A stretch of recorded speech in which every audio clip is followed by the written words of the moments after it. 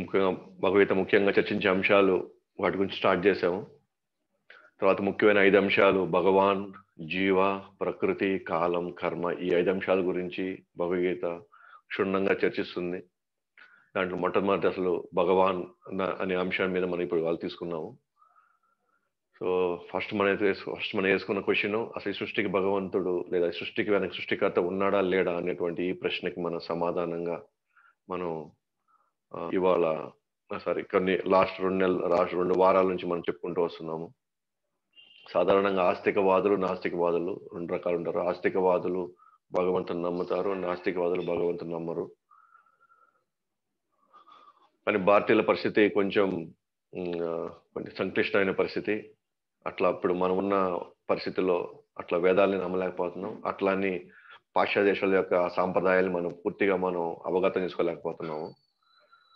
కాబట్టి నాస్తికవాదులు భగవంతుడు ఎందుకు నమ్మరు అని అంటే, ఎందుకంటే భగవంతుడు ఉన్నట్టు సాక్ష్యం లేదు, మన కంటికి కనిపించడు, జనాలు ఎంతో బాధపడుతున్నారు. బాధలు ఉన్నప్పుడు భగవంతుడు ఎక్కడ ఉన్నాడు? భగవంతుడు ఉంటే బాధ ఉండకూడదు కదా అనేటువంటి ఈ ప్రశ్నకి మనం అందరం కూడా సాధారణంగా మనం అడుగుతూ ఉంటాం, లేదా మనలో ఉద్భవిస్తుంటుంది ఈ ప్రశ్న. ఇన్ని కష్టాలు ఉన్నప్పుడు దేవుడు ఉన్నాడా లేడా అన్నట్టుగా. సో అందుకని మన భగవంతుడు ఉన్నట్లుగా సాక్ష్యం 4 విధానాల్లో మనం చెప్తున్నాము. సో సృష్టి ఉంటే సృష్టికర్త, దాని ఉపయోగం ఉండాలి, ఆ సృష్టి యొక్క ఉపయోగం ఉండాలి. నియమాలు ఉంటే, లాస్ ఉంటే లా మేకర్ ఉండాలి, నియమాలు ఉంటే నియమకర్త ఉండాలి. సో ఒక క్రమంగా ఉన్నారు, ఒక రూపురేఖలు, క్రమం అంటే ఒక ఆర్డర్, రూపురేఖలు అంటే ఒక డిజైన్ ఉంది. అవసరాలు తగినట్టుగా మనకి ఇక్కడ ఏర్పాట్లు ఉన్నాయన్నమాట. మనకి ఏది అవసరమో అవి ఉన్నాయన్నమాట. మనం అంటే మనుషులే కాదు, జంతు జీవరాశులు అందరికీ కూడా అందరికీ అవసరమయ్యేటట్టుగా ఉన్నాయన్నమాట. సో ముందు సృష్టి ఉంటే సృష్టికర్త, మరి ఉపయోగం ఉండాలి. సో ఉపయోగం గురించి నేను చెప్పలేదు, బట్ ఉపయోగం గురించి నేను ముందు తర్వాత చెప్తాను. ఇది ఏ విధంగా మనకు ఉపయోగం అనేది, ఈ సృష్టి ఎందుకు ఉపయోగం ఉంది అని. సో ఇవన్నీ మనం ఈ చిన్న వస్తువులకే సృష్టికర్త ఉన్నట్లయితే, అలాంటప్పుడు ఇంత పెద్ద సృష్టికి సృష్టికర్త ఎందుకు ఉండడు? కానీ లేడు అనేటువంటి ఈ విత్తనాలు మనకి స్కూళ్ళల్లోనే కొన్ని థియరీస్ లో మనకి నిరూపించడానికి ప్రయత్నిస్తున్నారు, కానీ ఇంతవరకు అవి నిరూపించబడలేదు. సో మనం చూసాము, ప్రతి చిన్న పిన్నిస్ కూడా సృష్టికర్త ఉన్నాడు, దానికి ఒక ఉపయోగం ఉంది రకరకాలుగా. అలాగే ఎప్పటికీ కూడా మనకి సహజ సిద్ధంగా దొరికే ఏ వస్తువును కూడా మన ల్యాబ్లో కానీ లేదా మనకి కానీ మనకి దొరికేటువంటి పదార్థాలతో మనం ఇలా యాజ్ ఇట్ ఈజ్ మనం ఎప్పటికీ తయారు చేయలేము అని మనకి అర్థమవుతూ ఉంది. అలాగే సృష్టికర్త ఉన్నాడు అని ఇంకొక విధంగా ఎట్లా మనం చెప్పొచ్చు అని అంటే, ఎన్నో యుగాలుగా, ఎన్నో సంవత్సరాలుగా మన జ్ఞానంతో మనం దాంట్లో అది తెలుసుకున్నామా, అవి ఉన్నాయా లేదా, అసలు అవి మనం చూడగలుగుతున్నామా లేదా అని తెలియక ముందే ఈ గ్రహాలు వాటిని అవి బ్రహ్మాండంగా తిరుగుతున్నాయి. దూదిలాగా అంత పెద్ద బరువైనటువంటి గ్రహాలు కూడా అలా తేలిపోతుంది. ఇక్కడ చిన్న పినిసేసే కింద పడిపోతుంది. కానీ ఇక్కడ ఇలాంటి నియమాలు ఎందుకు ఉన్నాయి, అక్కడ అలాంటి నియమాలు ఎందుకు ఉన్నాయి? సో మనం చూసే ప్రతిదీ అద్భుతం అన్నమాట. ఇక్కడ యాక్చువల్లీ మనం చూడట్లే అంతే, కానీ ప్రతి విషయంలో అద్భుతం ఉంది ఇక్కడ. కానీ మనలో కొన్ని అంశాలు, అద్భుతాలు చూసేదానికి మనసు వెళ్ళి లోతులోకి వెళ్ళి వాటికి గమనించట్లేకపోతుంది. సో ఒక చిన్న కథ ఉందన్నమాట. ఒక బ్రాహ్మణుడు ఒక చెప్పులు కుట్టేవాడు. ఒకసారి నారదుల వారు ఆయన వెళ్తూ ఆయన మార్గ మధ్యలో పోతూ ఉంటే బ్రాహ్మణుడు నారదుల వారిని చూస్తారనమాట. నారదుల వారిని చూసి, నేను రోజు ఇక్కడ పూజ చేస్తున్నాను, భగవంతుడు రోజు పూజ చేస్తున్నాను, నాకు కూడా వయసు అయిపోతుంది, ఒకసారి నువ్వు నారాయణ కలుసుకుంటావు కదా అప్పుడప్పుడు, కలుసుకున్నప్పుడు దయచేసి అడగవా, నేను ఎప్పుడు ఆయన దగ్గరికి చేరుకుంటాను, ఎందుకంటే నాకు సమయం దగ్గర పడతా ఉంది, నేను ఎప్పుడు చేరుకుంటానో దయచేసి అడుగు అని అంటాడు అనమాట. అట్లాగే నారదు వారు ఇంకొంచెం మార్గ మధ్యలో ఇంకొంచెం ముందుకెళ్తుంటే ఒక చెప్పులు కుట్టేవాడు కూడా నారదు వారిని చూసి నమస్కరించి, అయ్యా ఎంతో కష్టపడాల్సి వస్తుంది ఇక్కడ, ఎంతో కష్టం చేస్తున్నాను ఇక్కడ, దయచేసి నేను ఎప్పుడు భగవంతుని చేరుకుంటాను, దయచేసి నువ్వు ఒకసారి నారాయణ అడగవా అని అడుగుతాను అనమాట. సరే నారదుల వారు వెళ్తారు, వెళ్ళి నారాయణ కలుసుకుంటారు. నారాయణ అడుగుతారు అనమాట, ఏమని, ఇట్లా ఇద్దరు అడిగారు, ఒక బ్రాహ్మణుడు నిరంతరం పూజ చేసే బ్రాహ్మణుడు, అట్లాగే చెప్పులు కుట్టాయని ఇద్దరు అడిగారు, ఏమడిగారు, ఎప్పుడు వాళ్ళు మీ దగ్గర చేరుకుంటారని అడిగారు అని అంటారు అనమాట. అప్పుడు నారాయణ అంటాడు, చెప్పులు కుట్టే అతను ముందు చేస్తాడు, కానీ బ్రాహ్మణుడు ఇప్పుడు ఎలా రాడు, కొంచెం టైం పడుతుంది అనుకున్నాడు. సో నారదుల వారికి ఆశ్చర్యం వేస్తుంది అనమాట. అదేంటి అది నిత్యం పూజలో ఉండేటువంటి బ్రాహ్మణుడు రాలేక మరి చెప్పులు కుట్టే ఆయన ఎప్పుడో వారానికి ఒకసారి ఆయనకి అది కూడా ఆయనకి సమయం ఉండి ఆయనకి పని లేకపోతే వస్తాడు కదా, మరి బ్రాహ్మణుడు రాకపోవడం ఏంది, మరి చెప్పులు కుట్టే ఆయన వెంటనే రావడం ఏంటి అని నారదుల వారు కొద్దిగా ఆయనకి ఆశ్చర్యం అవుతుంది అనమాట. ఆశ్చర్యం కలిగి నారాయణ అడుగుతాడు అనమాట, ఇదేంది ఇట్లా, ఎట్లా స్వామి, ఎట్లా దీన్ని అర్థం చేసుకోవాలి అని. ఏం లేదు, నువ్వు వెళ్ళి ఇప్పుడు వెళ్ళు, వాళ్ళు మిమ్మల్ని అడుగుతారు ప్రశ్న, మిమ్మల్ని ఒక ప్రశ్న వేస్తారు వాళ్ళు, నారాయణ అక్కడ ఏం చేస్తున్నాడు, మీరు వెళ్ళినప్పుడు నారాయణ ఏం చేస్తున్నాడు వాళ్ళు ప్రశ్న వేస్తారు. ఆ ప్రశ్న వేసినప్పుడు మీరు ఒక పని చేయండి, సూది బెజ్జంలో ఏనుగుని ఎక్కిస్తున్నాడని చెప్పండి అంటాడు అనమాట. సూది బెజ్జంలో ఏనుగుని, అంటే చిన్న రంధ్రంలో ఏనుగుని ఎక్కిస్తున్నాడని చెప్పండి అంటాడు అనమాట. సరే నారాయణుడు అలాగే భూమి మీదకి వస్తాడు. భూమి మీదకి వచ్చిన తర్వాత సో ఫస్ట్ బ్రాహ్మణుడు కనబడతాడు. బ్రాహ్మణుడు కనబడి, అడిగావా నువ్వు నారాయణుడు నారాయణుడు అడిగారా మీరు, నేను ఎప్పుడు వెళ్తాను తిరిగి భగవంతుడి దగ్గరికి అని అంటే అంటాడు, నేను అడిగాను, ఆయన చాలా సమయం పడుతుందంట నువ్వు వెళ్ళడానికి అన్నాడంట. వెంటనే బ్రాహ్మణుడు కోపం వచ్చేసి, అసలు నువ్వు నిజంగా వెళ్ళావా లేదా, అసలు సరే నువ్వు వెళ్ళావు కదా, అసలు ఏం చేస్తున్నాడు నారాయణుడు అక్కడ నువ్వు వెళ్ళంగానే అడుగుతాడు అనమాట. ఈ బ్రాహ్మణుడు అతడు. నారదుడు అంటారు, ఆయన సూది బెజ్జంలో ఏనుగుని ఎక్కిస్తున్నాడు అంటారు అనమాట. బ్రాహ్మణుడు, నేను పిచ్చోడు అనుకుంటున్నాను, సూది బెజ్జంలో ఏనుగు ఎట ఎక్కిస్తాడు, ఎవరైనా ఎక్కించగలుగుతారు అసలు, అంతాను అసలు వెళ్ళావా లేదా, అసలు ఇవన్నీ ఒట్టి మాటలు అంటారు అనమాట. సరే అట్లా కొంచెం ముందుకెళ్ళి ఆ చెప్పులు కుట్టే అతను అడుగుతాడు అనమాట. ఆ చెప్పులు కుట్టే అడుగుతాడు, అయ్యా మీరు నారాయణ దగ్గరికి వెళ్ళారా అని అంటే వెళ్ళానంట. కానీ ఈయన అడగడు అనమాట, అంటే నేను ఎప్పుడు వస్తాను అంటే ఆ ప్రశ్న మర్చిపోయి ఉంటాడు. చెప్పండి నారాయణ అక్కడ ఎలా ఉన్నాడు, ఎంత అద్భుతంగా ఉన్నాడు, అసలు ఏం చేస్తున్నాడు చెప్పండి, అసలు నేను ఆయన కథ గురించి వినాలనుకుంటున్నాను అంటాడు అనమాట. అప్పుడు నారదుడు అంటారు, సూది బెజ్జంలో ఎరువును ఎక్కిస్తున్నాడు అంటాడు అనమాట. సూది బెజ్జంలో ఎరువును ఎక్కిస్తున్నాడు అనగానే ఇతని కళ్ళలోంచి నీళ్ళు వచ్చేస్తాయన్నమాట. బా ఇంత అద్భుతం, అసలు సూది బెజ్జంలో ఎరువును ఎక్కిస్తున్నాడా, ఆయన వల్ల ఏదైనా అవుతుంది ఆయన, అసలు ఆయన అసలు సాధ్యమే కాదు, ఆయన పనే కాదు, అసలు ఆయన ఏదైనా చేయగలుగుతాడు, ఆయన అసాధ్యుడు అతను అంటాడు. నారదుల వారికి ఒక్కసారిగా స్టన్ అవుతాడు అనమాట. అడుగుతాడు, ఏంది సూది బెజ్జంలో ఏనుగు ఎట్టెక్కిస్తాడు, నువ్వు ఎట్లా నమ్ముతున్నావు అంటాడు అనమాట. ఎందుకంటే ఈ చెప్పులు కుట్టే అతను ఒక మర్రి చెట్టు కింద ఉంటాడు అనమాట. మర్రి చెట్టు కింద ఉంటూ చెప్పులు కుడుతుంటాడు.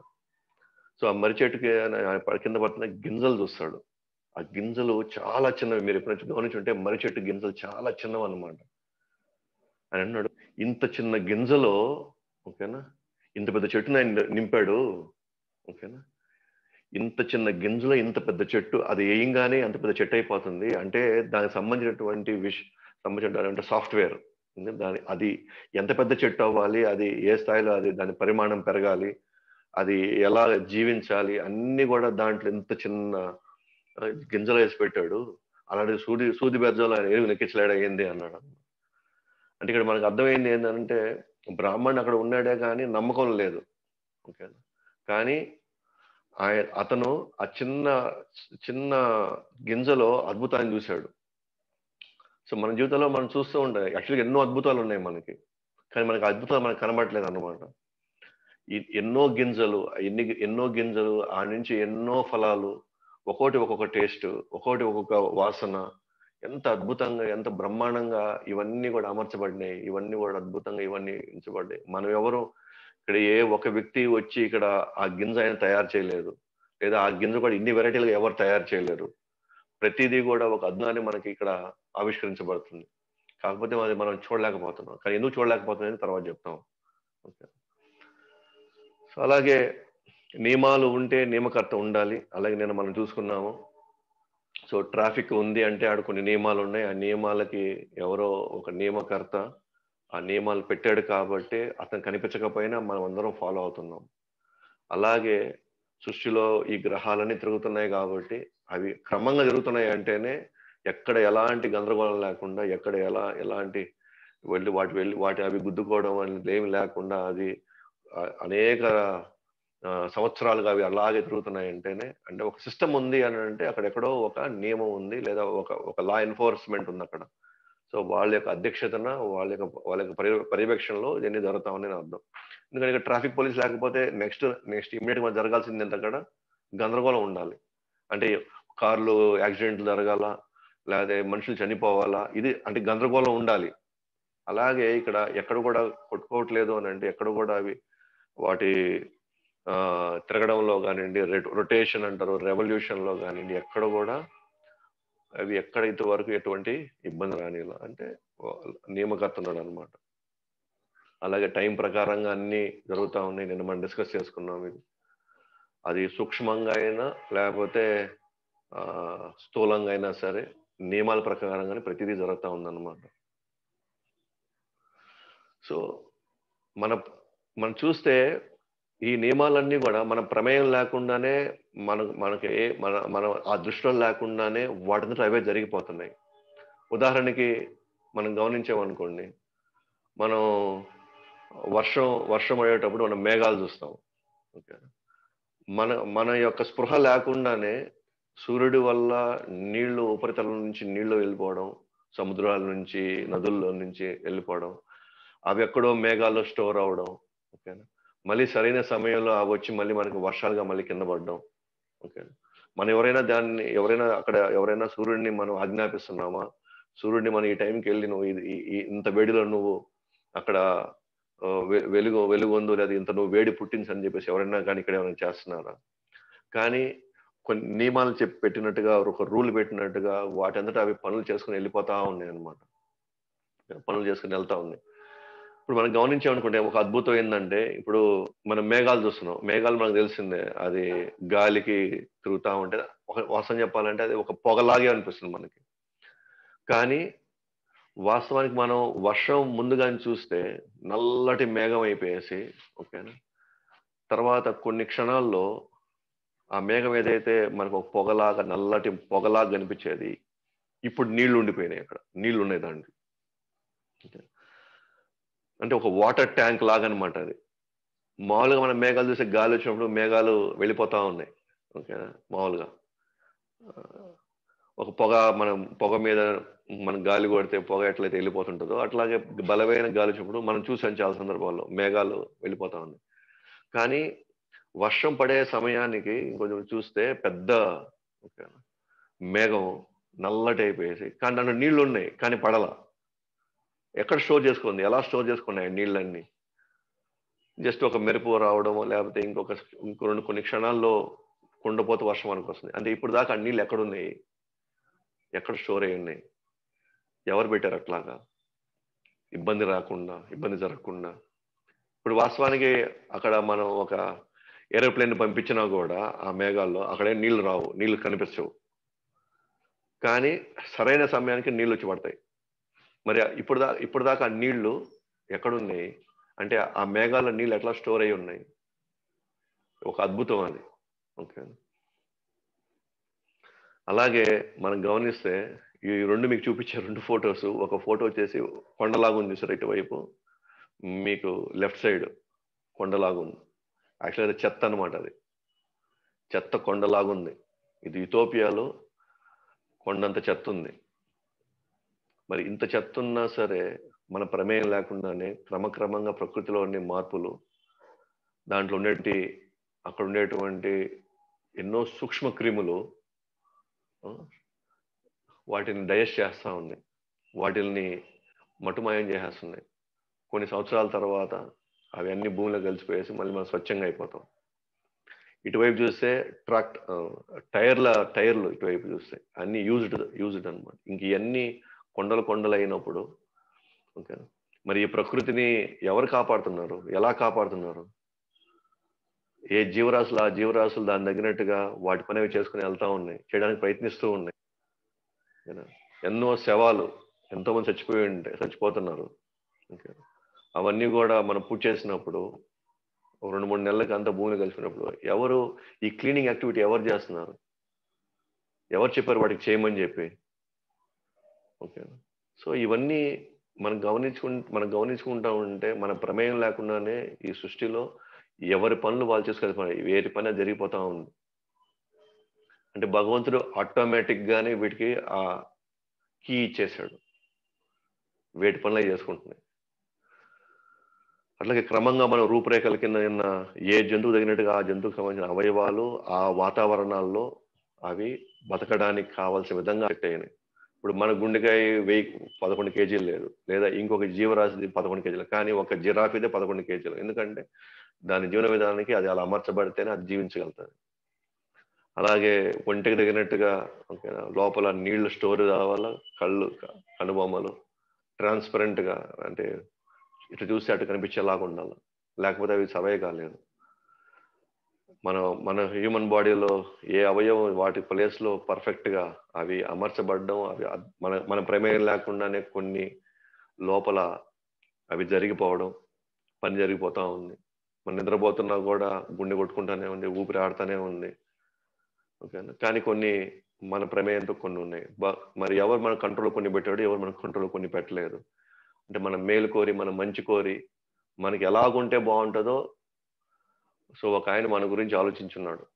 ఎట్లాగైతే పిల్లలకి ఎప్పుడు ఏ అవసరం, ఏ ఆకలి వస్తుందో, ఎప్పుడు వాళ్ళు ఏం కోరుకుంటారో, వాళ్ళ మనస్తత్వం ఎలా ఉంటుంది దాన్ని బట్టి ఎట్లా తల్లిదండ్రులు వాళ్ళకి కావాల్సిన విధంగా చేస్తున్నారు. సో మనం ఎట్లా పెడితే మనం ఏది మన ఆధీనంలో కొన్ని పెట్టి, ఏది మన ఆధీనంలో కొన్ని పెట్టకపోతే మనం హ్యాపీగా ఉంటాము.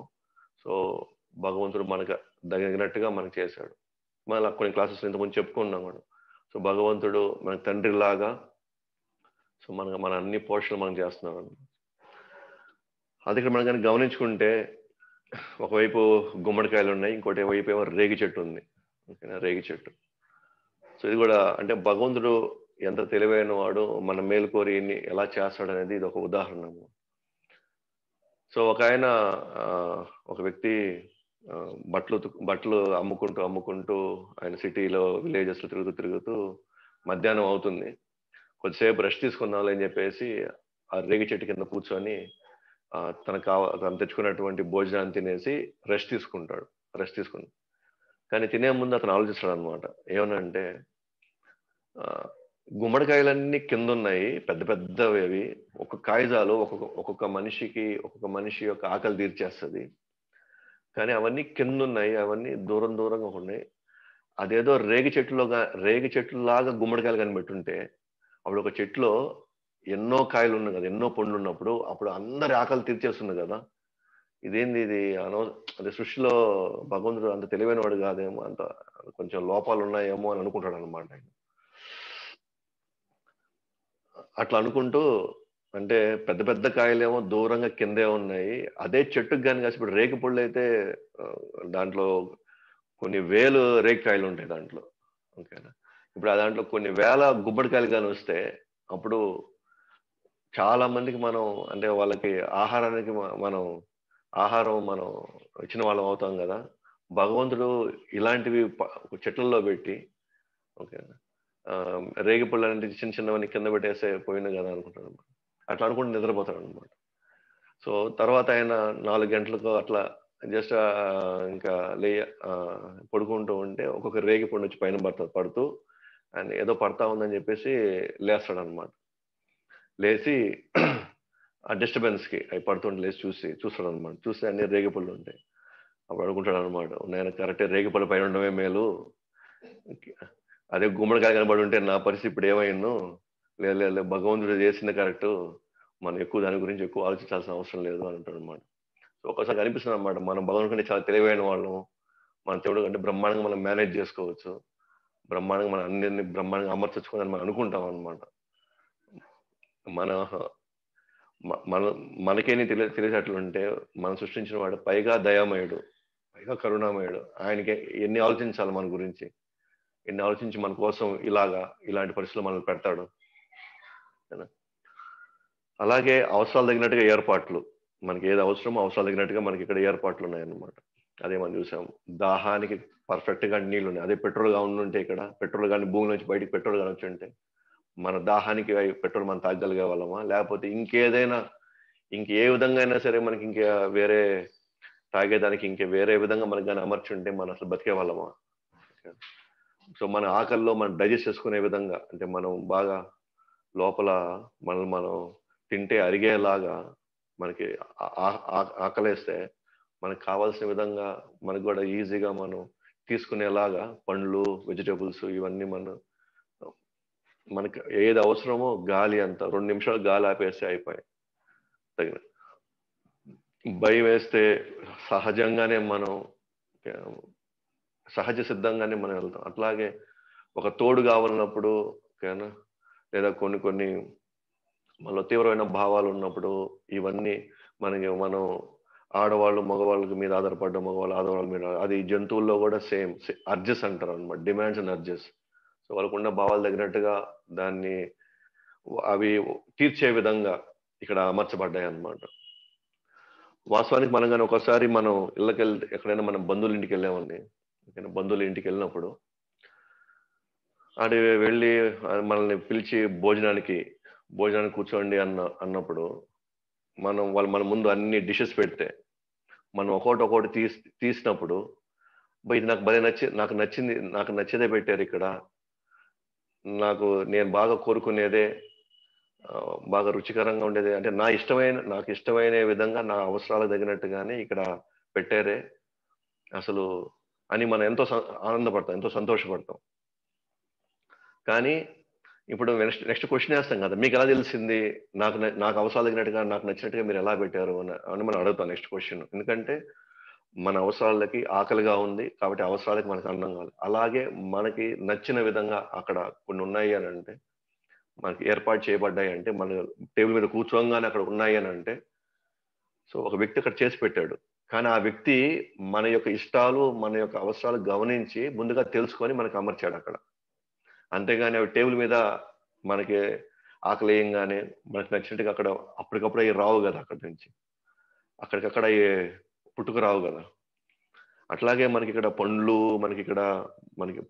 మనకి వెజిటబుల్స్, మనకి నీళ్లు, సో మనకి తగినట్టుగా ఈ ప్రకృతిని సౌందర్యాన్ని మనం ఆస్వాదించేలాగా కొన్ని సెలయేరు, వాటర్ ఫాల్స్, కొండలు, పిచ్చుకలు అద్భుతంగా డిఫరెంట్ కలర్స్ లో మన మానసికంగా కానీ శారీరకంగా కానీ మనల్ని మనం పౌష్టికంగా పెట్టుకోవడానికి ఎవరో మన గురించి ఆలోచించి, ఎవరో మన యొక్క అవసరాలు అర్థం చేసుకొని మనకి ఇక్కడ పెట్టున్నారు.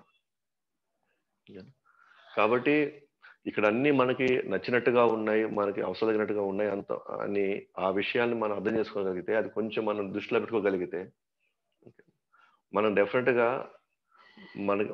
మన అవసరాలు ఎవరో గమనించారు, మన అవసరాలు తీర్చడానికి ఆయన రెడీగా ఉన్నారు. ఎవరో మన ఇక్కడ బతకడానికి, ఇక్కడ ఆనందంగా ఉండడానికి, మనం ఇక్కడ సజావుగా మన జీవనం సాగించడానికి కొన్ని ఏర్పాట్లు ఇక్కడ చేయబడ్డాయి మనం ఉండడానికి ఇక్కడ. కాబట్టి ఇక్కడ ఏర్పాట్లు ఉన్నాయి అని అంటే ఎవరో ఒకరు ఇట్లా ఏర్పాట్లు చేశారు. ఓకేనా, వాటితో అవి రాలేవు. ఖచ్చితంగా మనిషి అయితే ఇవన్నీ తయారు చేయాల. ఇన్ని రకాలటువంటి చెట్లు, ఇన్ని రకాలటువంటి పండ్లు, ఈ వాతావరణం ఆయన తయారు చేయాల.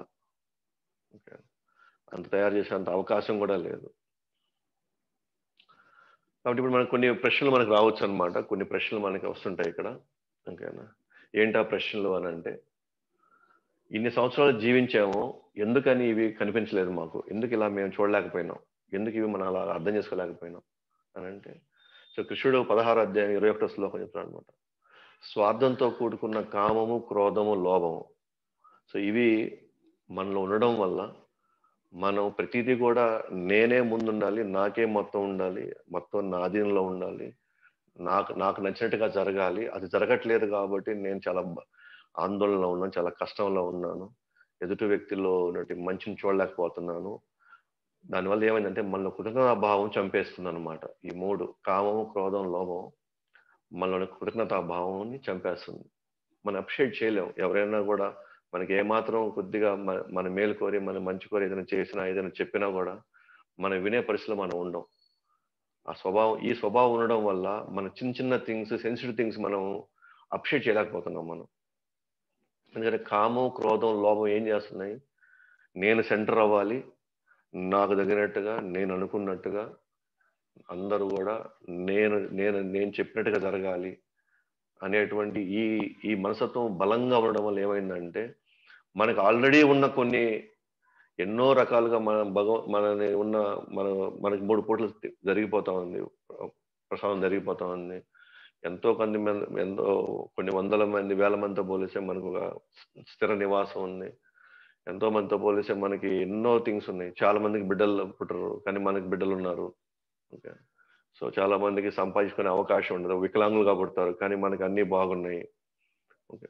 సో ఇన్ని అంటే ఎన్నో మన జీవితాల్లో ఎంతో అద్భుతంగా అమర్చబడి, దాన్ని మనం ఖచ్చితంగా మన జీవితంలో ఇంకా ఉన్నతంగా వెళ్ళడానికి మనకి అన్ని అవకాశాలు ఉన్నప్పటికీ కూడా, మనలో ఉన్న కామ, క్రోధ, లోభం మనలో అన్ని లోపాలే చూపించుకుంటూ, మనలో ఏమీ లేనట్టు, మనకి ఏమీ జరగనట్టుగా మన మెంటాలిటీ అలా అయిపోవడం వల్ల, మన కృతజ్ఞతాభావం అనేటువంటి ఈ పాయింటే లేకపోవడం వల్ల మనలో అనవసరంగా గొడవలు, అనవసరంగా చిన్న చిన్న వాటికి, అసలు విలువ లేని వాటికి, అవసరాలు లేని వాటికి విపరీతంగా మనకు మనమే శత్రువులు అయిపోయేసి, తోడబుట్టిన వాళ్ళే తోడుగా ఉండే వాళ్ళతోనే మనం అంతా గందరగోళం చేసుకొని, తర్వాత మన దేవుడు అసలు ఉన్నాడా, దేవుడు మనం ఎందుకు పుట్టించాడు, అవసరం ఏంది, ఓకేనా, అంత ఆయన వల్లే అని మనం అర్థం చేసుకోవాల్సింది. నాలో వీటిని నేను బయటికి తీసుకురాకూడదు, వీటెందుకు నేను ఎందుకు బయటికి నేను పంపించకూడదు, వీటికి నేను ఎందుకు ప్రయత్నం చేయకూడదు, ఇది మనకు చెప్తున్నారు కదా, ఇదే ముఖ్యమని, దీనివల్లే మనకి ఇబ్బంది అని. సో భగవంతుడు భగవద్గీత చెప్తున్నాడు అనమాట, ఇవి వల్లనే మనం సఫర్ అవుతున్నాము, దయచేసి దీన్ని మనం బయటపడేద్దాము, దీనికి మార్గం ఇది అని మనకి సుస్పష్టం. సో కృతజ్ఞత లేనటువంటి మనుషులు లేదా జీవితాలు ఎప్పుడు ఆనందంగా ఉండలేవు అనమాట, ఎప్పటికీ ఆనందంగా ఉండలేము. ఇది కూడా ఒక లా అన్నమాట, ఇది కూడా ఒక నియమం. ఇవి కృతజ్ఞత భావంలో లేకపోతే మాత్రం, అది చిన్న పని చేసినా పెద్ద పని చేసినా, మనకి వాళ్ళు ఏ విధంగా మనకి సహాయపడినా కూడా మన కృతజ్ఞత కానీ లేకపోతే డెఫినెట్గా మనం ఆనందంగా ప్రశాంతంగా అయితే మనం ఉండలేము అనమాట. ఇది మానవ జీవితంలో ఒక సహజ సిద్ధమైనటువంటి లక్షణం అది. కానీ అన్ఫార్చునేట్గా ఇప్పుడున్నటువంటి పరిస్థితుల్లో మనం దాన్ని గుర్తించలేక, దాన్ని మనం పాటించలేక మనమే ఎక్కువ ఇబ్బందులు పడుతున్నాం అనమాట. సో నెక్స్ట్ ప్రశ్న, మన శక్తి తెలివితేటలతో మంచిగా జీవిస్తున్నాము, భగవంతుడితో అవసరం ఏముంది? సో నా శక్తి నాకున్నాయి, నా తెలివితేటలు నాకున్నాయి, అన్ని నా తెలివితేటల వల్ల, నా శక్తి వల్ల నేను బ్రహ్మాండంగా అందరితోనూ బాగానే ఉన్నాను, బాగానే జీవిస్తున్నాను. కాబట్టి ఇప్పుడు నాకు కావాల్సినప్పుడు డబ్బులు వస్తున్నాయి, నేను కావాల్సినప్పుడు ఏదైనా కొనుక్కోగలుగుతున్నాను, నాకు మంచి శాలరీ వస్తుంది, మంచి ప్రమోషన్ వస్తూ ఉంది, బిజినెస్ బాగా నడుస్తూ ఉంది. ఓకే. సో అవన్నీ కూడా నా తెలివితేటల వల్ల, నా శక్తి వల్ల నాకు నడుస్తున్నాయి ఇవన్నీ. సో ఇక్కడ భగవంతుడు ఉండాల్సిన అవసరం ఏముంది, ఎక్కడ అవకాశం ఉంది అంటారు. మనం అర్థం చేసుకుంటే మన ఎగ్జాంపుల్ చెప్పుకున్నాం, ఓకేనా, తల్లిపాలు. అసలు తల్లిపాలే రైట్ టైంకి మనకు కానీ రాకుండా ఉండుంటే, ఓకేనా, అసలు మన ఇక్కడ జీవించడానికి అవకాశం ఉండేదా? లేదా ఆ తల్లిపాలు కానీ లోపంగా ఉండుంటే మనలో ఇప్పుడు ఆ అవయవాలు అంతా డెవలప్ అయ్యేటివా? మన మేధశక్తి అంత పెరిగేదా? ఓకే. తర్వాత మన లోపల ఉన్నటువంటి ఈ బుద్ధిని మనం పెంపొందించుకునే వాళ్ళమా? ఆ తర్వాత కదా శక్తి, సామర్థ్యాలు, తెలివితేటలు అన్ని తర్వాత కదా ఇవన్నీ కూడా. సో అలాంటప్పుడు ఇంకోటి, మన అవసరాలు ముందే తల్లిదండ్రులు ఎరిగి మనం అడక్క ముందే మనకి బట్టలు, లేదా మనకి కావాల్సిన ఆహారం, మనకి ఇష్టమైనటువంటి కొన్ని వాళ్ళు ఎంతో శ్రమపడి మనకు చేసి ఇస్తున్నప్పుడు, ఓకేనా, సో దానివల్ల ఆ ప్రేమతోనో, లేకపోతే వాళ్ళు ఇచ్చినటువంటి ఆ తిండి, లేదా వాళ్ళు చూపించినటువంటి అనురాగంతో మనం పెరిగాము ఇవన్నీ కూడా. సో పెరిగిన తర్వాత ఇప్పుడు మనకు ఆ శక్తి, సామర్థ్యాలు, ఆలోచన విధానము, ఇవన్నీ ఇప్పుడు మనం పరిగిస్తున్నాం అనమాట. సో ఇప్పుడు అవన్నీ నేను తీసుకొని, నేను వాడుకొని, ఇప్పుడు నాకు తల్లి అవసరం ఏముంది, నాకు తండ్రి అవసరం ఏముంది అని అంటే, అప్పుడు మనం ఏ కేటగిరీలోకి వెళ్తాము? ఏ కేటగిరీలో లాంటి మనుషుల్లోకి వెళ్తాం మనం? భగవంతుడు ఇచ్చినటువంటి సూర్యుడు, చంద్రుడు, నీరు, ఆకాశం, గాలి, వేడి, ఓకేనా, ఆయన ఇవ్వకుండా ఆయన ఇచ్చినటువంటి అవయవాలు, అవి పనిచేసే విధానం కొన్ని మన కంట్రోల్ లేకుండానే. ఇప్పుడు వచ్చేసి నాకు దేవుడు అవసరం ఏముంది, నా శక్తి సామర్థ్యాలు నాకున్నాయనంటే, మనం మన తల్లిదండ్రుల్ని మనం నిర్దాక్షిణ్యంగా మనం మనం బయటికి నెట్టేస్తున్నట్టే మనం. సో, మనం అంటే ఎప్పుడైతే మనం అలాంటి ఒక మెంటాలిటీలోకి వెళ్తామో, ఓకే అండి. ఏమంటాం? మీ బాధ్యత మీరు పెంచారు. నాదేముంది అన్నాం అనుకోండి. అప్పుడు మన హృదయం ఎలా ఉంటది? సపోజ్ మా పిల్లలే వచ్చి మనల్ని, మీ బాధ్యత మీరు పెంచారు. దాంట్లో ఏముంది, కొత్తగా ఏముంది? తర్వాత మీ ఎంత డబ్బులైందో చెప్పండి పడేస్తాం అన్నాం అనుకోండి. అప్పుడు మనకెలా ఉంటుంది? మీకేదో అవసరం మా వల్ల మమ్మల్ని డాక్టర్లు చేసి లేదా మమ్మల్ని ఇంజినీర్లు చేసి అది మీకు పేరుకి మమ్మల్ని చేశారన్నారనుకోండి. అనే ఒక్కొక్క మాట మన హృదయం రంపొందకొచ్చినట్టు ఉంటది. అంతే కదా! సేమ్ ఇదే ఫీలింగ్ అన్నమాట. మనం గాని నాకు భగవంతుడి అవసరం ఏముంది అంటే, భగవంతుడికి ఇదే ఫీలింగ్ ఉంటది. నాకేం అవసరం? నువ్వేం చేసావు నాకు?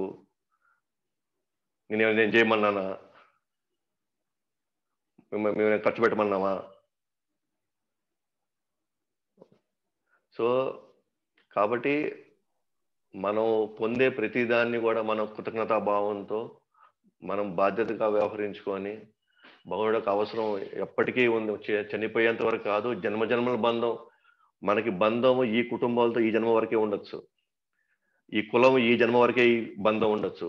ఈ మతం ఈ జన్మ వరకే మనకు బంధం ఉండొచ్చు. ఈ ప్రాంతం ఈ జన్మ వరకే మనకి ఈ ప్రాంతంతో మనకు బంధం ఉండొచ్చు. కానీ మనం ఎన్నెన్ని దేహాలు తీసినా, ఎన్ని రకాల దేహాలు తీసినా కూడా మనకి భగవంతుడితో కనెక్షన్ ఉంది. ఓకేనా? సో, భగవంతుడు మాత్రం మనల్ని ఎప్పటికీ వదలడు.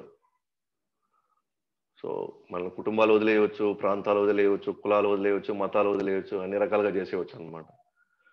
కానీ మనం వదలకుండా మనతో పాటు పరమాత్ముడిగా లోపల ఉండి మనల్ని నిరంతరం మనతో పాటు ట్రావెల్ అయ్యేది మాత్రం ఒక భగవంతుడు మాత్రమే అన్నమాట.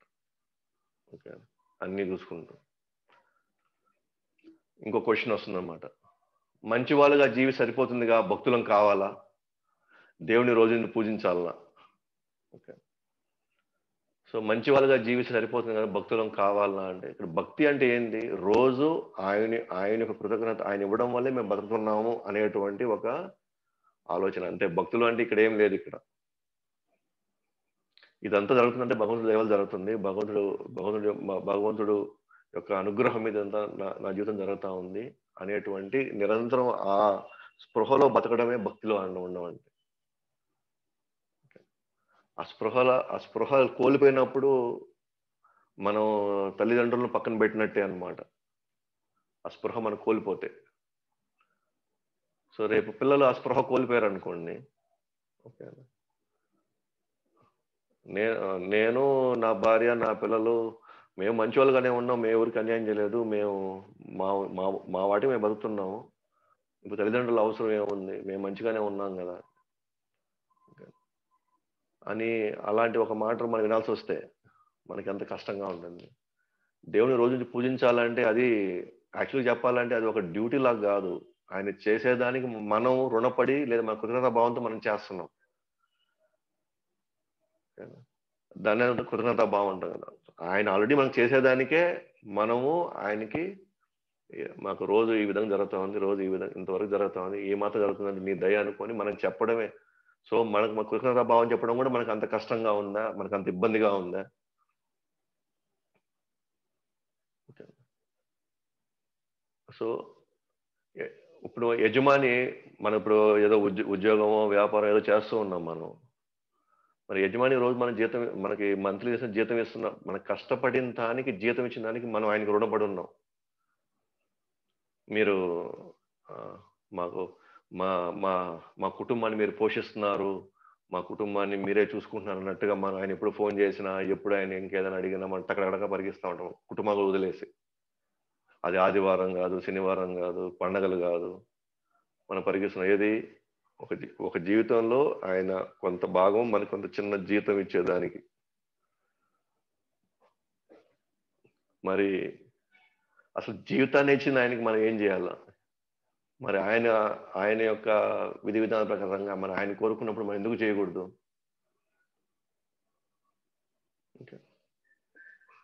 ఎందుకంటే ఇక్కడ ఈయనోడు మన మొహం మీద కొడతాడు. ఆయన ఏంటంటే అన్ని సహనంగా చూసుకొని నెమ్మదిగా ఆయన ఇప్పుడు వెంటనే మనల్ని ఏమండు కాబట్టి ఆయన మనం పక్కన పెడతాం. ఆయన మనం పక్కన చూసుకో, నాకు నీ అవసరం అంత లేదులే అంటాం మనం ఇప్పుడు. అంటే ఈయన మనకి వెంటనే టక్కని ఇప్పుడే మనం కోసేస్తాడు కాబట్టి, కట్ చేసేస్తాడు కాబట్టి, జీతం గీతం ఏదో రూపంలో కట్ చేస్తాడు కాబట్టి మనం వెంటనే వచ్చేసి సలాం కొట్టి గులాం అయిపోయేసి అందరిని వదిలేసి తల్లిదండ్రులు అదే భార్య బిడ్డలైనా వదిలేసినా రాత్రి మౌలైనా సరే తిండి నిద్ర లేకపోయినా సరే చేస్తాం అక్కడ. కానీ అసలు మెయిన్ మనకి అసలు అలాంటి అవకాశం ఇచ్చినటువంటి, అలాంటి పరిస్థితులు ఇచ్చినటువంటి భగవంతుడికి మాత్రం మనం రోజు పూజ చేసే ప్రాబ్లం ఏమైంది? మనకేం కష్టం వచ్చింది? ఎందుకు అంటే కృతజ్ఞత తెలపడం కూడా దాంట్లో కూడా మనం వ్యాపారం చేయాలన్నా? నాకేం చేస్తావు, ఇంకెంత చేస్తావు చెప్పు, నువ్వు చేసేదానికి నేను ఎంత ఇవ్వాలి చెప్పు. సో అంటే భక్తుడికి భగవంతుడికి ఉన్న రిలేషన్షిప్ ఎగ్జాక్ట్గా తండ్రికి బిడ్డలకు ఉన్న రిలేషన్షిప్ లాగా ఉండాలి.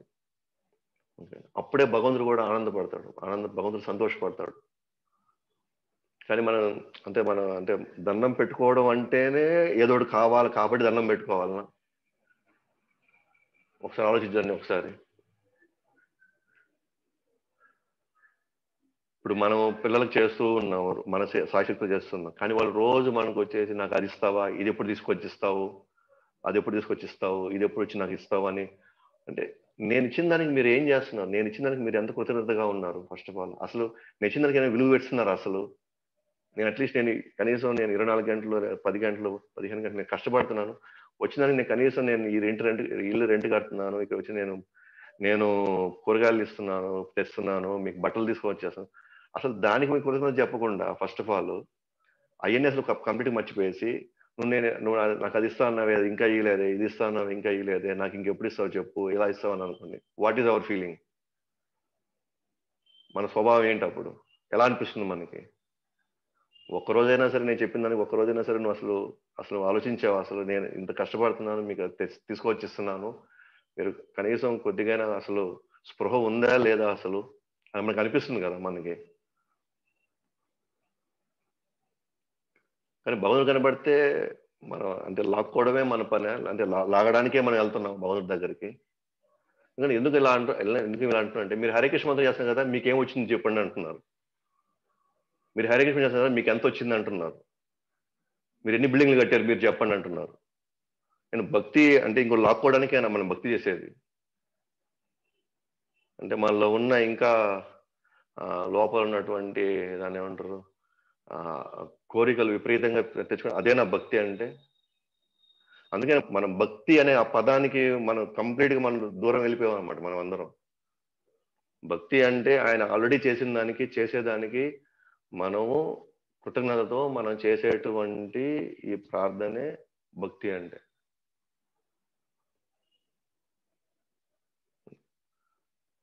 ఆయన ఎంత దయమేడు అంటే, ఇప్పుడు గవర్నమెంట్ ఉంది, మనం కష్టపడి మనం సంపాదించి మన జీవితాలు ఉంటే గవర్నమెంట్ వచ్చేసి మన కరెంటు బిల్ అని, ఆ బిల్ అని, ఈ బిల్, అసలు ఇన్ని సంవత్సరాలుగా మనం బిల్లు కడతానే ఉన్నాము. ఒక్క నెల మనం బిల్లు కానీ కట్టకపోతే ఏం చేస్తారు వాళ్ళు?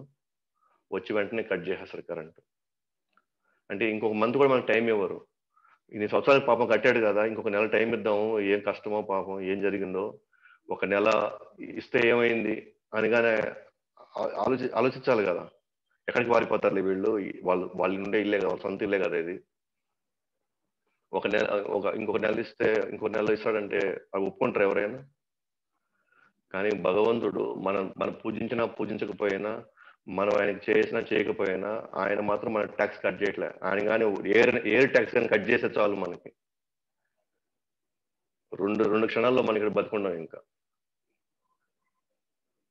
కానీ నీళ్లు, గాలి, వెలుతురు పుష్కలంగా వేస్తున్నాడు.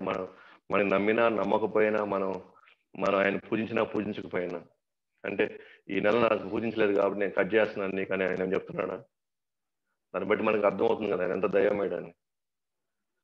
కాకపోతే అదే కదా, మనకు కనబట్లేదు కాబట్టి మనం ఆయన అవసరం మనకి ఇప్పుడిప్పుడే లేదు కాబట్టి మనం ఆయన పక్కన పెట్టేస్తాం. లేదా ఆయన ఉన్నా కూడా నా అవసరాలకు ఉండాలి తప్ప నా అవసరాలకు ఆయన ఉండాలి.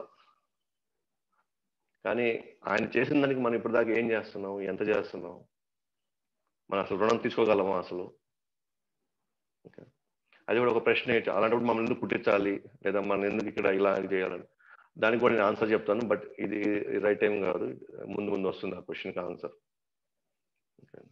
లేదా ఆయన ఆయన తలుచుకుంటే ఆయన మనం మార్చచ్చు కదా. ఈ 2 ప్రశ్నలు ఉన్నాయి. అది నేను ముందు మళ్ళీ మీకు చెప్తాను. కొంతమంది ఉంటారనమాట. ఇది ఇంకో ప్రశ్న. ఇది మనం మంచిగా ప్రస్తుతం జీవిస్తున్నప్పుడు మన గతము మన భవిష్యత్తు గురించి ఆలోచించడం అవసరమా? మనం మంచిగా ప్రస్తుతం మనం జీవిస్తా ఉన్నాం. ఎక్కడ మనకి ఎలాంటి ఇబ్బందులు లేవు. ఎవరికి మనకి మన తల్లిదండ్రుల మధ్యలోనో, మనకి మన భర్త భార్యనో, లేకపోతే పిల్లల మధ్య ఎలాంటి గొడవలు లేవు. లేకపోతే బంధువులతో ఎలాంటి గొడవలు లేవు. ఎవరితో ఎలాంటి గొడవలు లేవు. అంతా బాగానే ఉంది, బాగానే వస్తున్నాం. అలాంటప్పుడు నా గతం, నేను ఎక్కడి నుంచి వచ్చాను, నేను ఎందుకు వచ్చాను ఇక్కడికి, నా అవసరం ఏమైనా ఉందా? లేకపోతే నేను ఎక్కడ పోతానో, నేను ఎట్ట పోతానో, ఎవడు చూశాడు, ఆయన ఆలోచించాల్సిన అవసరం నాకేమైనా ఉందా? హ్యాపీగా జీవితం గడిచిపోతుంది కదా. అలాంటప్పుడు నాకు దేవుడి గురించో లేదా నా గురించి ఆలోచించాల్సిన అవసరం నాకేముంది అని కొంతమంది అడగొచ్చు ఈ ప్రశ్న. సో మహాభారతంలో ఈ శ్లోకం ఉందన్నమాట. ఆహార నిద్ర భయమైదునంశ సామాన్యమేతత్ పశుభిర్ నరాణం ధర్మోహితేషాం అధికో విశేషో ధర్మేణ హీన పశుభిర్ సమాన. సో మహాభారతంలో ఉన్నటువంటి ఈ శ్లోకం ఏమని చెప్తుంటే, ఆహారం తినడం, నిద్రపోవడం, ఎవరైనా వస్తే మనకు భయం లేదా మనం దాడి చేయడము, మన మీద ఎవరైనా దాడి చేస్తే మనం కూడా దాడి చేయడము, మైథునం అంటే పిల్లలు పుట్టించేటువంటి స్వభావం. ఈ 4 ప్రక్రియలు ఆహార నిద్ర భయమైథునంచ పశువుల్లోనూ నరుల్లోనూ సమానమేతదంటే సమానంగా ఉంటాయి. ఓకేనా. అయితే మనిషికి జంతువులకి ఎక్కడ తేడా వస్తుంది? ఎక్కడ వాళ్ళని మనం విభజించబడతాం? ఎక్కడ మానవ జన్మ ఉన్నత జన్మ అని అంటాము? జంతు జన్మలు కాకుండా మానవ జన్మ ఉన్నత జన్మ ఎప్పుడు అంటే ధర్మోహితేషాం అధికో విశేషో ధర్మేణ హీన పశుభిర్ సమాన. ధర్మం తెలుసుకోకపోతే, ధర్మం ఏంటో అర్థం చేసుకోకపోతే, ధర్మ ప్రకారం మనం జీవించకపోతే, ఓకేనా, ధర్మోహితేషాం అధికో విశేషో, అధికమైన విశేషం ఏంటంటే మానవ జన్మలో మనం ధర్మాన్ని పాటించడం. అలా పాటించకపోతే ధర్మేణ హీన, ధర్మాన్ని పాటించకపోతే పశుభిర్ సమాన, మన పశువులతో సమానం. ఇక్కడ ధర్మం అంటే ఇక్కడ భక్తి అని అర్థం. ఇక్కడ ధర్మం అంటే మళ్ళీ వాళ్ళకి మంచి లేకుండా, అంటే వాళ్ళకి చెడు చేయకుండా, వాళ్ళకి అన్యాయం చేయకుండా, అది కాదు ఇక్కడ ధర్మం అంటే. ఇక్కడ ఈ పర్టికులర్ ఇక్కడ ధర్మం అంటే అసలైన ధర్మం ఆత్మధర్మం ఏంటి? పరమాత్ముడితో కలవడం ఆత్మధర్మం. పరమాత్ముని సేవించడం ఆత్మధర్మం. రెండు ధర్మాలు ఉన్నాయి ఇక్కడ. ఒకటి స్వధర్మం, 2 పరధర్మం. పరోధర్మం అంటే స్వధర్మం అంటే నేను పలానా కుటుంబంలో పలానా పరిస్థితుల్లో నేను పుట్టాను కాబట్టి అక్కడ కొన్ని బాధ్యతలు నిర్వహించడం నా స్వధర్మం. నేను చేసే ఉద్యోగము, నేను నా మీద ఆధారపడ్డ నా కుటుంబం, ఇది నా స్వధర్మం. పరధర్మం అంటే భగవంతుడు చేసేది పరధర్మం. సో ఇక్కడ అసలు మెయిన్ ఆస్పెక్టే అసలు మన మానవ జన్మ వచ్చిందే, ఓకేనా, నేను భగవంతుడికి చేసుకోవడానికి.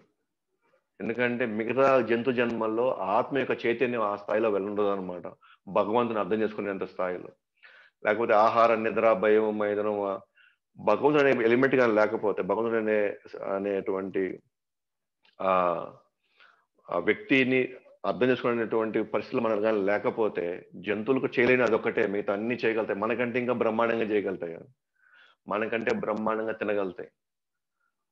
ఒక ఏనుగు తినేంత మనం తినలేము. ఒక గుర్రం పరిగెత్తినట్టుగా మనం పరిగెత్తలేము.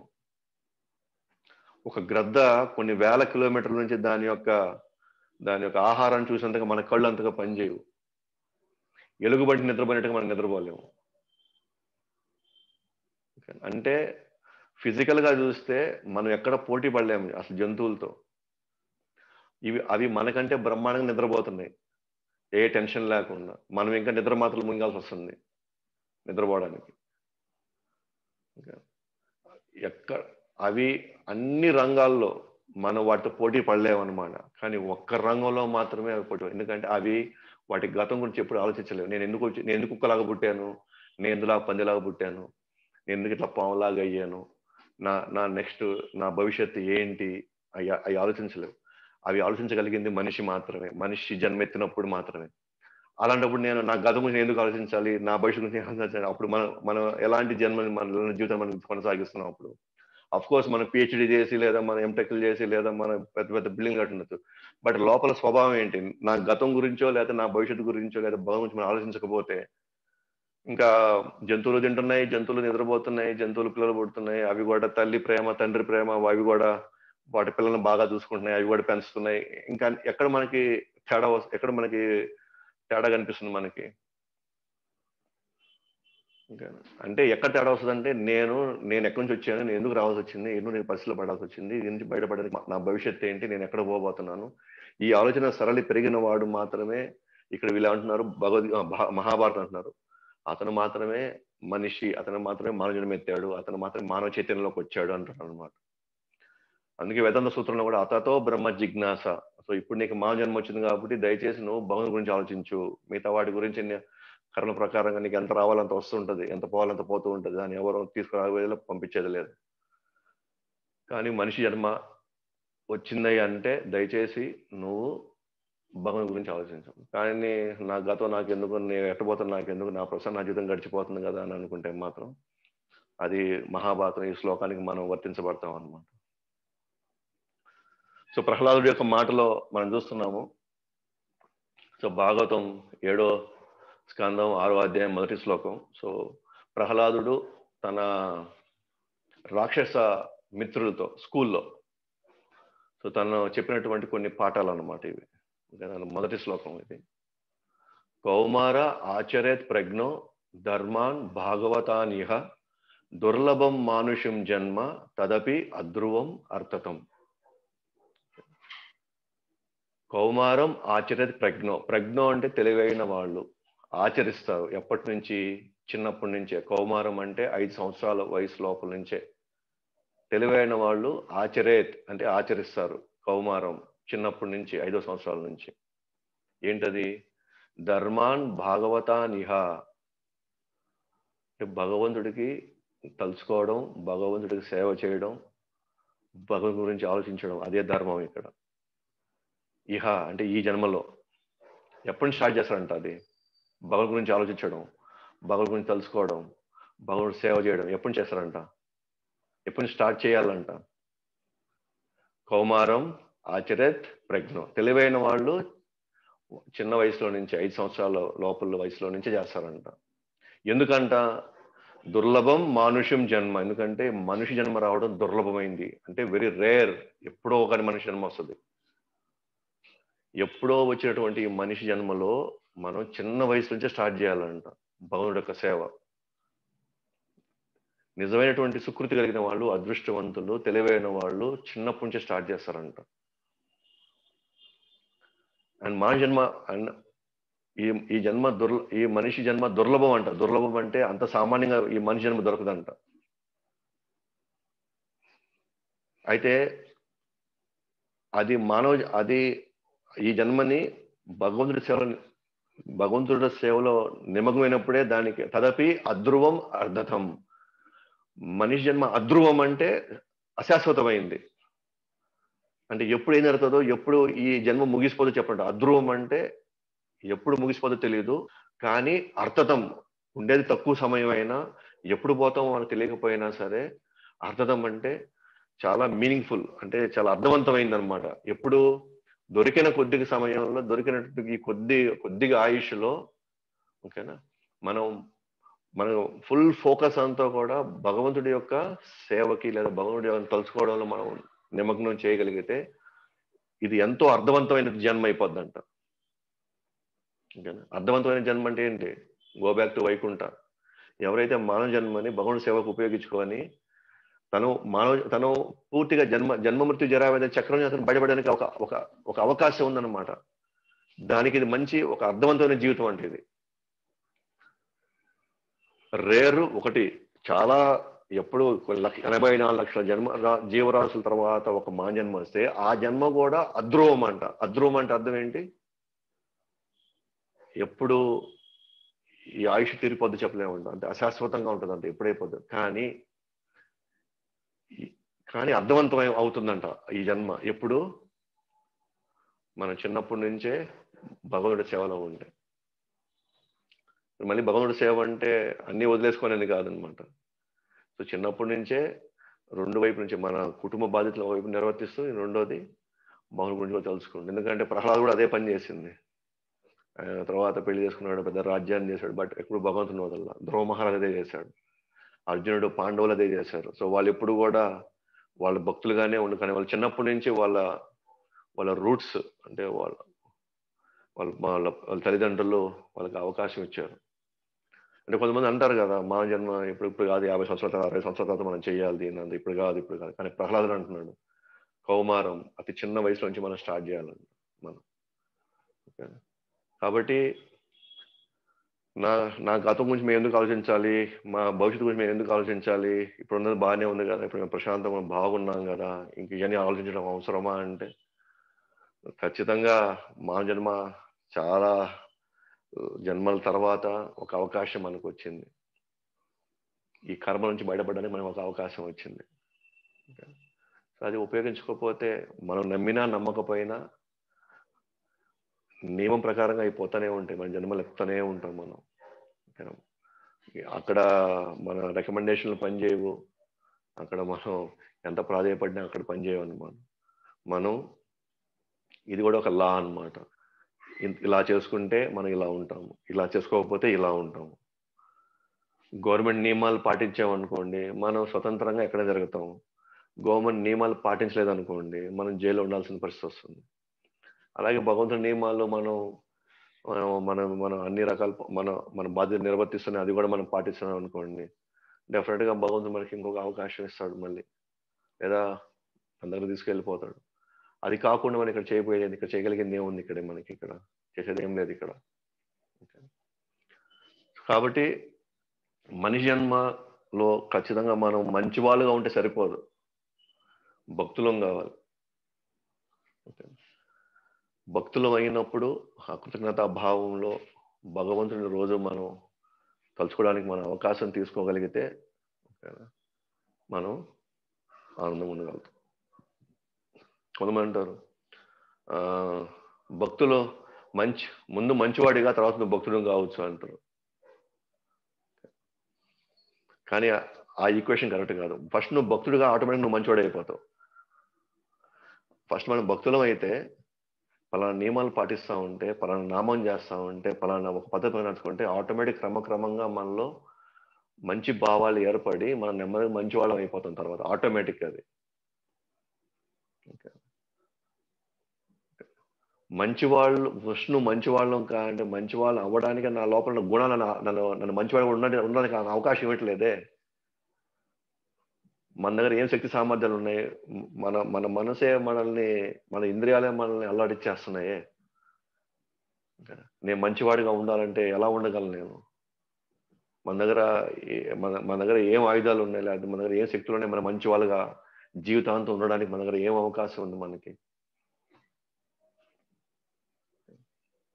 సో మనం ఫస్ట్ కృష్ణుడు ఆదేశాలు తీసుకొని నేను ఈ విధంగా ఒక 2 మాలలు జపం చేయడం స్టార్ట్ చేయడం వల్ల, ఒక నియమాలు పాటించడం ప్రారంభించి, నేను రోజు ఉదయం సాయంత్రం భగవంతుడు కొద్దిగా నా పనులన్నీ చూసుకున్న తర్వాత వచ్చి భగవంతుడికి వచ్చి నేను కొద్దిగా హారతో లేకపోతే కొద్దిగా కృష్ణ కథ నేను వినడం వల్ల క్రమక్రమంగా మనసులో భావాలు మారి, మనలో ఎన్ని రాక్షసుతో ఉన్నా, మనలో కామక్రోధ మన ఇబ్బంది పెడుతున్నా, క్రమంగా మనం ఇలా ఉండకూడదు, ఇలా చేయకూడదని భగవంతుడి యొక్క దయతో, భక్తుల యొక్క అనుగ్రహంతో మనం ఆ స్థాయికి అలా వెళ్ళగలుగుతాం.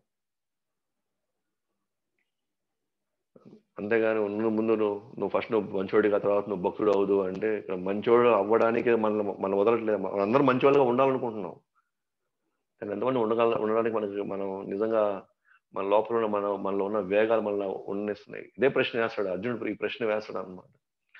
నాకు పాపం చెయ్యాలని లేకపోయినా సరే ఎందుకు నేను బలవంతంగా మళ్ళీ అలాంటి కార్యక్రమాలు నేను మళ్ళీ నిమగ్నం అయిపోతున్నాను, ఎందుకు అలా అనిపిస్తుంది?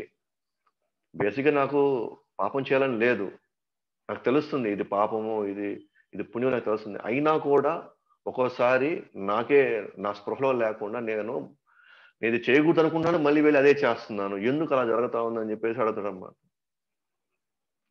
సో కృష్ణుడు అంటాడు కామమే అతి పెద్ద పదం మహాపాపమైనటువంటి ఈ ఈ మహాపాతకం లాంటి ఒక అంశమే ఈ పాపం, ఈ కామం అనేది. ఇదే మనల్ని పదే పదే పదే మనకు అది తప్పని తెలిసినా, మనకు అది కష్టం అని తెలిసినా, అది మంచిది కాదని తెలిసినా మనం వెళ్ళి దాంట్లో నిమగ్నం అయిపోతాము అని. కానీ దాని తర్వాత కృష్ణుడు కూడా చెప్పాడు దీని నుంచి మనం ఎలా బయటపడాలి, దీనికి ఏ సాధన చేయాలి, ఎట్లాగనేది చెప్తాడు తర్వాత. ఓకే. సో కాబట్టి మనం ఎవరైనా సరే ప్రహ్లాదులు లాంటి రాక్షస భావాలు కలిగిన వాళ్ళు కూడా ఫస్ట్ మంచోడే, తర్వాత భక్తుడు కాల. సో చిన్నప్పటి నుంచి నారదుల వారు మాట తీసుకొని ఆ తర్వాత హరినామ సాధన చేసిన తర్వాతే అతను రాక్షస స్వభావం నుంచి మంచి స్వభావంలోకి వెళ్ళాడు. సో ఫస్ట్ మంచోడై తర్వాత ఆయన భక్తుడు కాలేదు.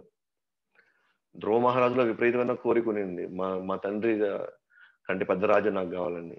కానీ మళ్ళీ గురు యొక్క, నారదుల వారి యొక్క ప్రమేయంతో ఆయన సాధన చేయడం, వెంటనే ఆయన ఆ భక్తి మార్గాన్ని తీసుకున్నాడు. కాబట్టి వెంటనే అతను మళ్ళీ దాని నుంచి, అంటే దానిలో ఉన్న కోపము, ఆవేశం, వాళ్ళ తండ్రి మీద ఎట్లా కక్ష తీర్చుకున్నటువంటి ఆ స్వభావం, అంటే అది ఒక రాక్షస స్వభావం లాగా.